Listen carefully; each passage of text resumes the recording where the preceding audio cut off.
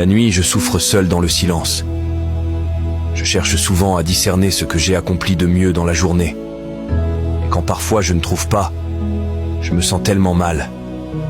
Quand je réalise que je n'ai rien accompli d'important, ça me met profondément mal à l'aise toute la nuit, rien que de réaliser cela.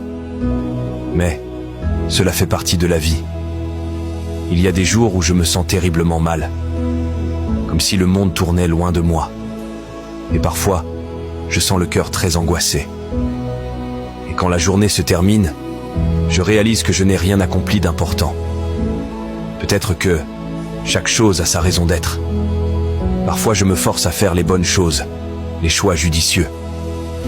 Mais la vie ne me laisse pas toujours faire. Ce n'est pas facile.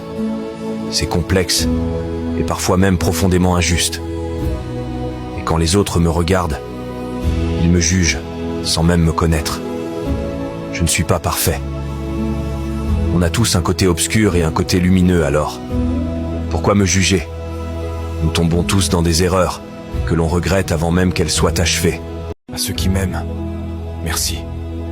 À ceux qui me portent dans leur cœur, c'est un honneur. À ceux qui pensent à moi sans que je le sache, que la vie vous le rende en douceur. À ceux qui ont cru en moi quand moi-même je doutais, vous êtes ma lumière dans l'ombre.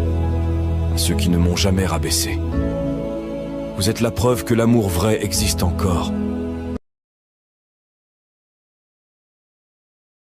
Quand on tombe malade, qui reste à côté de toi?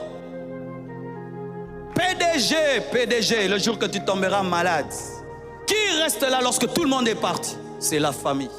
Le jour que tu auras un grand problème, un deuil, tout le monde vient le jour du deuil. Après l'enterrement, tout le monde part. Qui revient te visiter après? C'est ton père, c'est ta mère, c'est tes frères, c'est tes sœurs. Un homme qui vit sans famille, vit sans bouclier. Le jour où la vie te frappera, tu vas créer des amis et tu vas créer des relations. Mais c'est quand les vraies relations se révèlent dans les moments difficiles. Prier ne doit pas t'empêcher d'honorer ton père et ta mère.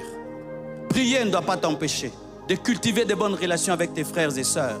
Prier ne doit pas t'empêcher de passer du temps avec ta femme, de passer du temps avec ton mari. Souvent, quand je vais visiter les fidèles et que leurs maris sont païens ou femmes sont païennes, souvent la plainte des familles, c'est « il est spirituel, c'est vrai, mais il ne comprend pas ».